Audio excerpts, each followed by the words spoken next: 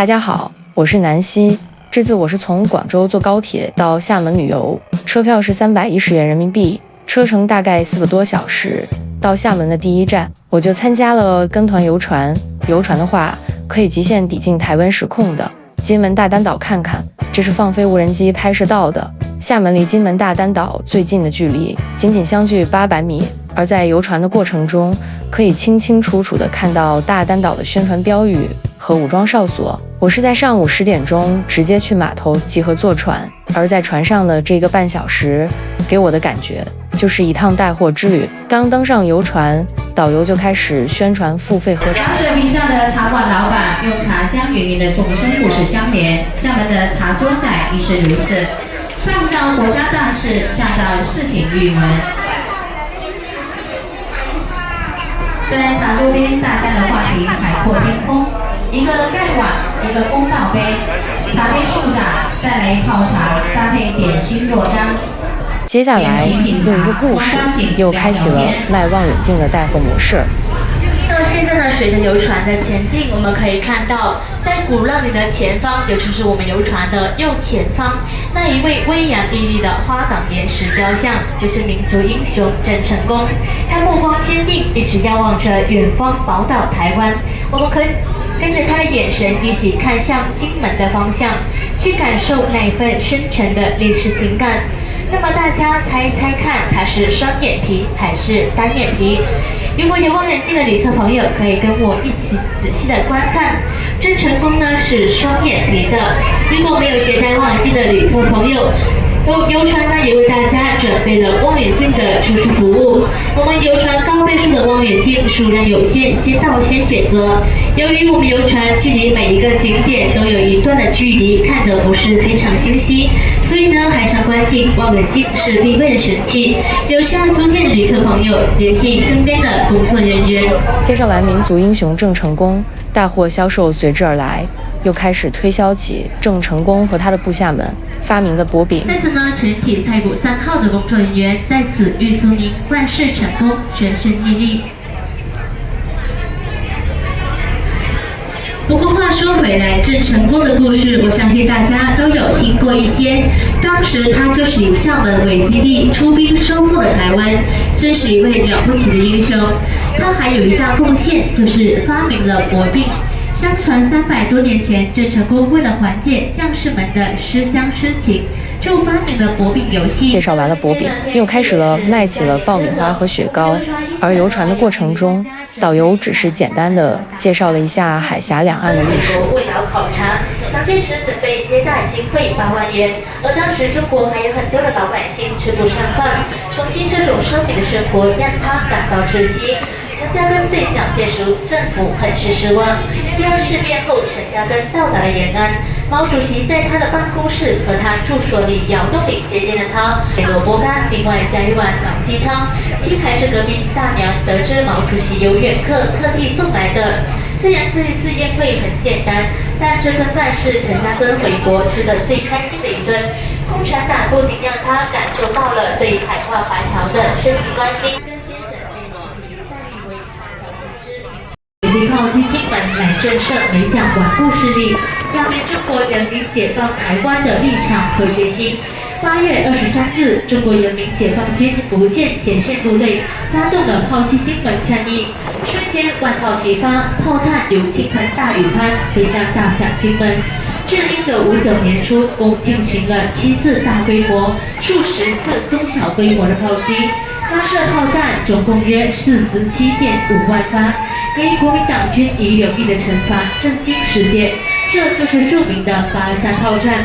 那么后来呢？基于国内和国际的形势考虑，为了防止国家分裂，毛泽东和蒋介石都将金门当成台湾与大陆联系的中央纽带。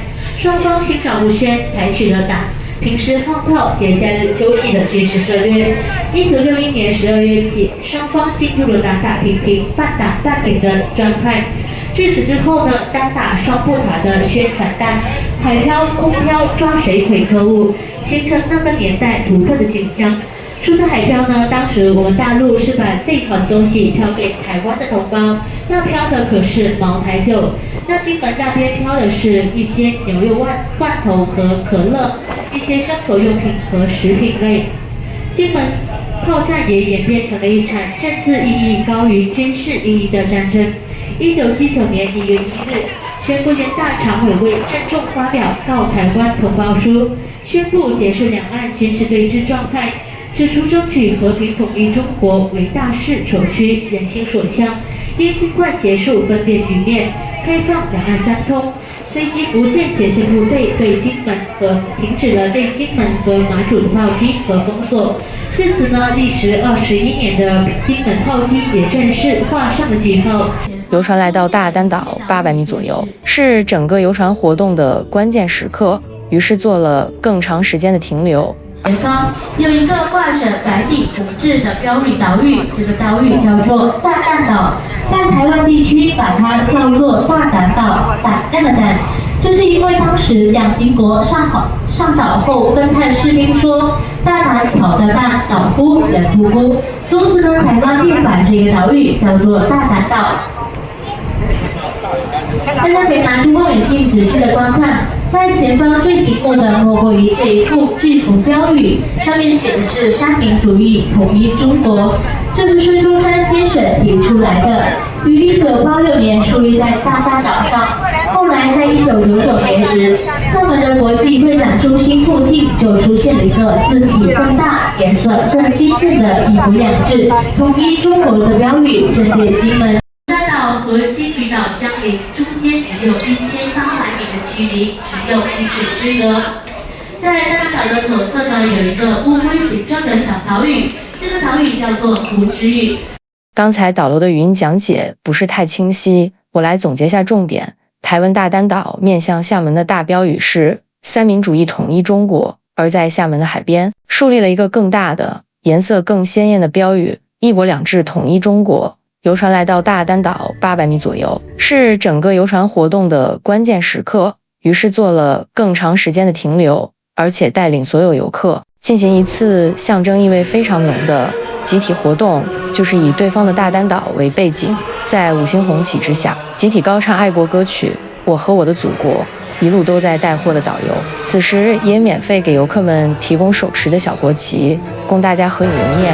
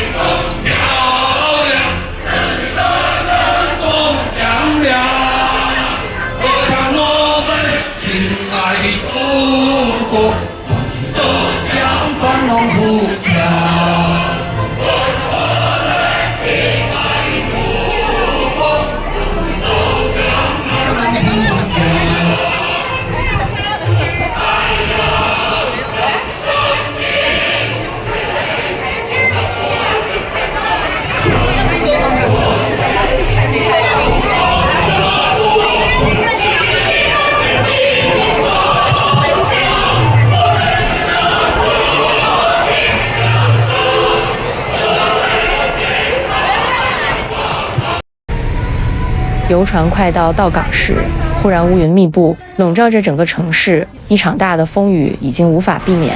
游船靠岸时，大雨倾盆。不过，这也不能阻止我去下一个站点——厦门大学。还好到达厦门的大学的时候，这边没有下雨，而这厦门大学，据传是全球最美大学排名榜排名第1的大学。校门口抬头看到厦门大学这4个字，居然错了3个字。其中这个夏字多了一个点，然后门字又少了一点，后面的这个学字也少了一个宝盖头。这几个题字居然是大文学家鲁迅的笔记，我还以为是不是写错了，后来查了一下资料，原来这就是草书的一种写法而已。门口有许多的帅哥美女在这里拍照打卡留念。厦门大学进去的话，需要提前1天预约才可以。当时因为没有想到还要预约，所以这里就没有办法进去看了，只能在大门外打卡留念一下了。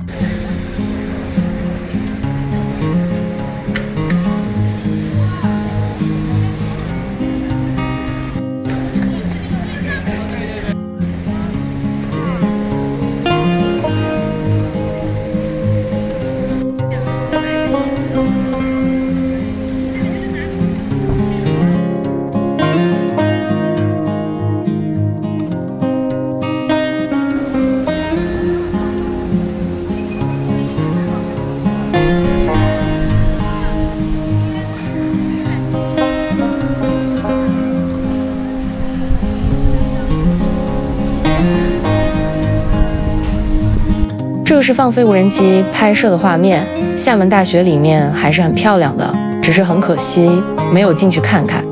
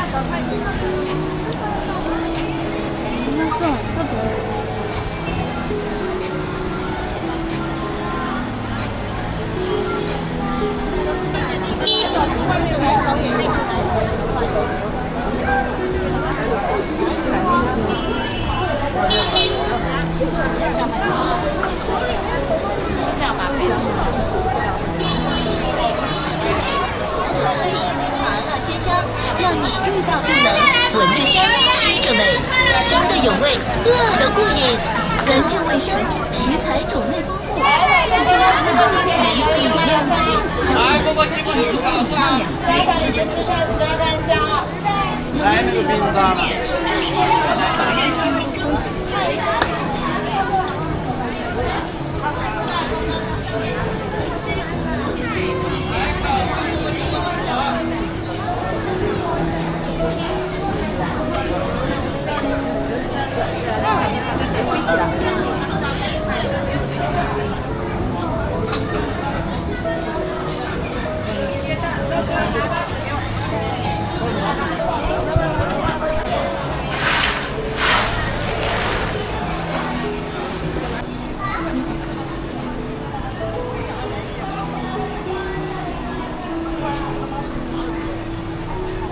鲜蛤蜊25元一份，还要。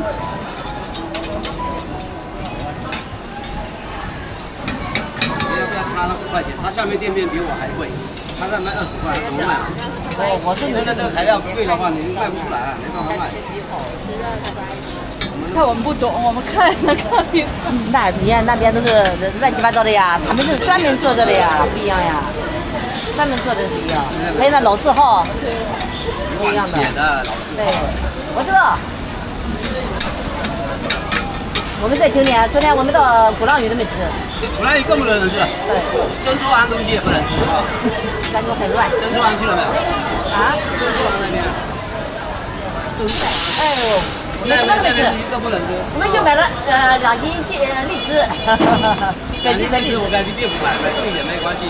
你没有的话，你那个秤子啊，只有7点2，你比那个我们就买了15块钱的，还可以吧。那边超市卖店，谁先来的？你先来的。我先来的。啊，我是他两个人是先来的。要辣吗？我们都要打包的。要辣吗？要。看看吧，老娘来一个吧，15的，15的。敢吃芥末吗？不要芥末，不要芥末哈。这吃起来什么味道？就是没有什么味道的是吗？没有，这个是熟的。哦，这个是已经煮过的，蘸酱吃的。香菜要吗？不用。也不要香菜哈。直接这样吃。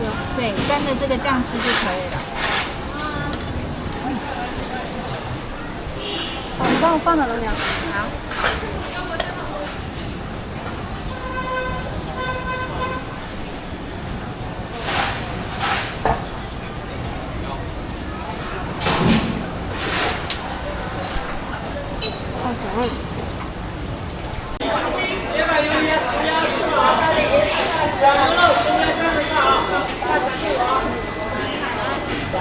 这个就是5块6个的那个啊。对。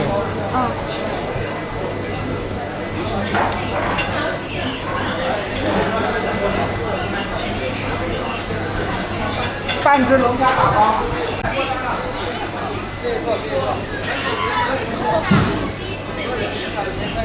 买多单啊！你有吃酸辣的还是吃真的？清蒸的。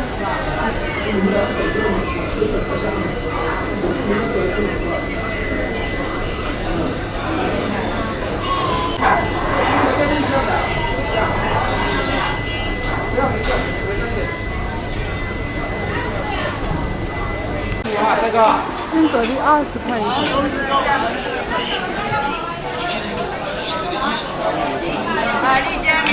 刚买了，在那边买了。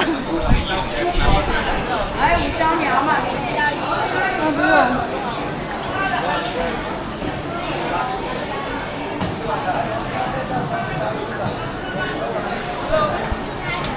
耶！来，你们坐一坐。